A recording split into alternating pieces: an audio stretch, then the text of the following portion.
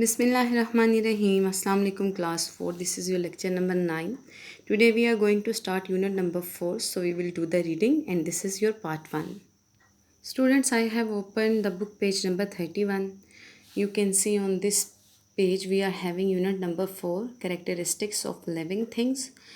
In this chapter we will learn all living things are made of cells कि तमाम जानदार चीज़ें जो हैं वो सेल से मिलकर बनती हैं. Living things need air water minerals food light and warmth. जो जानदार चीज़ें हैं उन्हें एयर वाटर मिनरल्स लाइट और वार्मथ की ज़रूरत होती है. Animals and plants depend on each other. जानवर और पौधे एक दूसरे पर इन्हिसार रखते हैं. All living things have a life cycle consisting of different stages. तमाम जानदार चीज़ों की का एक लाइफ साइकिल होता है जो डिफरेंट स्टेजेस का होता है. Animals and plants inherit characteristic from their parents. Plants और एनिमल्स जो होते हैं वो तमाम खसूसियात अपने पेरेंट्स की विरासत में लेते हैं, यानी इनहेरिट करते हैं. All living things are made up of cells. तमाम जानदार चीज़ें सेल से मिलके बनती हैं. The cell is the basic unit of life. जो सेल है वो बेसिक यूनिट है ज़िंदगी का. Here students we have been given an animal cell. एक एनिमल सेल का आज हम गौर मुशाहदा करेंगे और second one is plant cell का. कुछ चीज़ें हैं यहाँ पे जो दोनों सेल्स में कॉमन है और दोनों में होती हैं, लेकिन कुछ चीज़ें ऐसी हैं जो सिर्फ एक सेल में पाई जाती हैं, इसमें नहीं होंगी. So first of all we will read about an animal cell. अगर हम एनिमल सेल की बात करते हैं तो एनिमल सेल में एक सेल मेम्ब्रेन होती है. सेल मेम्ब्रेन आप देख सकते हैं, ये चीज़ है. The cell membrane is the outer covering of the cell. ये कवर होता है, आउटर कवर होता है सेल का. It allows only certain materials to move in and out of the cell. ये इसका क्या काम होता है, ये कुछ मटेरियल्स को, सर्टेन जो ज़रूरी मटेरियल्स होते हैं उनको अंदर जाने की और बाहर जाने की इजाज़त देता है. It also gives the cell its shape. और ये सेल की शेप भी बरकरार रखता है, यानी उसको शेप देता है. Next one is nucleus. और ये जो सेल मेम्ब्रेन है ये प्लांट सेल में भी होती है. यू कैन सी है सेल मेम्ब्रेन दोनों में एक जैसी है. न्यूक्लियस प्लांट सेल में भी होता है और एनिमल सेल में भी होता है. All the activities of the cell are controlled by the nucleus. जितनी भी इस सेल इन दोनों सेल्स की एक्टिविटीज़ होती हैं ये कौन कंट्रोल करता है, न्यूक्लियस. यानी ये देखें प्लांट सेल का भी और एनिमल सेल का भी. साइटोप्लाज्म क्या होता है, it is a jelly like substance that fills the cell. ये एक जेली की तरह का एक मादा होता है जो सेल को फिल करता है. All the organelles of the cell are suspended और फ्लोटिंग इन इट. और इसमें तमाम जो ऑर्गेनेल्स होते हैं ये फ्लोट करते हैं. आप यहाँ पे भी देख सकते हैं, इसमें भी साइटोप्लाज्म है. वैक्यूल्स क्या होते हैं, the function of a vacuole is to store food water and waste substances. Vacuole का काम होता है कि फूड को स्टोर करता है, वाटर को स्टोर करता है और वेस्ट सब्सटेंसेस को ये स्टोर करता है. यहाँ पे आप देख सकते हैं कि वैक्यूल जो है एनिमल सेल में काफ़ी ज़्यादा हैं, जबकि प्लांट सेल में एक वैक्यूल है और वो भी बहुत बड़ा साइज़ में. अब जो 2 पॉइंट्स हैं जो एनिमल सेल में होते हैं लेकिन प्लांट सेल में होते हैं लेकिन एनिमल सेल में नहीं होते, that is chloroplast. Plant cells contain green pigment called chlorophyll which absorbs energy from the sun and helps the plant to make its food. जो प्लांट सेल होता है उसमें एक ग्रीन पिगमेंट क्लोरोफिल होता है. जो क्लोरोफिल जो आपको पता है कि जो पौधे होते हैं वो अपनी खुराक खुद बनाते हैं by the process of photosynthesis. वो जो प्रोसेस जिससे वो अपनी खुराक बनाते हैं उसे फोटोसिंथेसिस कहते हैं. और ये जो पिगमेंट होता है ये उसमें कारामद होता है. सेल वॉल जो है इनकी, it is made up of a tough material called cellulose. ये एक टफ मटेरियल सेलुलोज से मिलकर बनती है. It supports and protects the plant cell. ये प्लांट सेल को सपोर्ट करती है और प्रोटेक्ट करती है. Here we will read plant cells and animal cells both have a cell membrane. दोनों में सेल मेम्ब्रेन होती है. They both contain cytoplasm and nucleus. दोनों में न्यूक्लियस और साइटोप्लाज्म होता है. A plant cell has one large vacuole and an animal cell has many small vacuoles. ये हम डिस्कस कर चुके हैं. Plant cell also contain cell wall and chloroplast. Plant cell में सेल वॉल होती है और क्लोरोप्लास्ट होते हैं. There is a variety of living things on the अर्थ.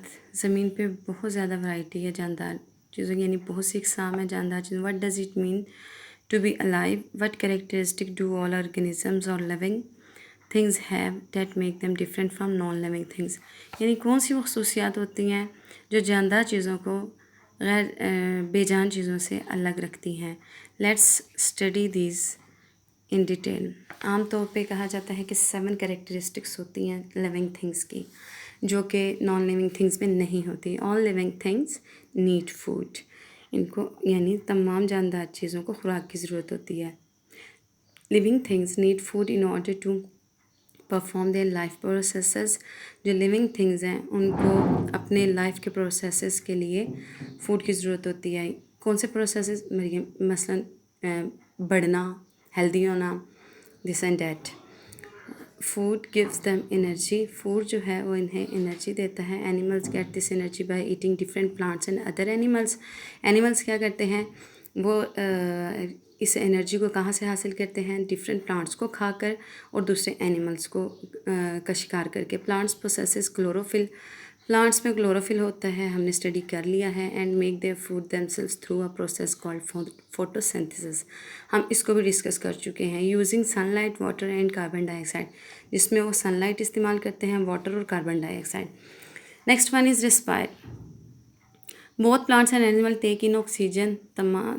दोनों प्लांट्स और जो एनिमल्स होते हैं वो ऑक्सीजन अंदर ले जाते हैं and give out carbon dioxide, और कार्बन डाइऑक्साइड खारिज करते हैं. व्हेन दे रिस्पायर, जब वो सांस लेते हैं. They use the oxygen to break down their food in order to obtain energy. क्या करते हैं? ये ऑक्सीजन यूज़ करते हैं in order to obtain energy हासिल करने के लिए. सम एनिमल्स लाइक ह्यूमंस, कुछ जो एनिमल्स होते हैं ह्यूमंस की तरह, use their lungs to inhale oxygen and exhale carbon dioxide.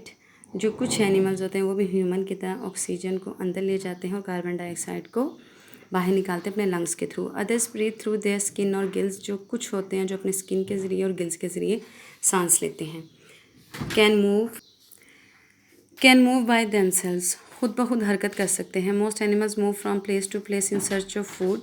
बहुत से जो एनिमल्स होते हैं वो एक जगह से दूसरी जगह खुराक के लिए, वाटर के लिए, shelter and to avoid danger, और ख़तरा से बचने के लिए हरकत करते हैं. This movement is called locomotion. इस हरकत को लोकोमोशन कहा जाता है. Plants move in a different way. Plants जो होते हैं वो डिफरेंट वे में मूव करते हैं.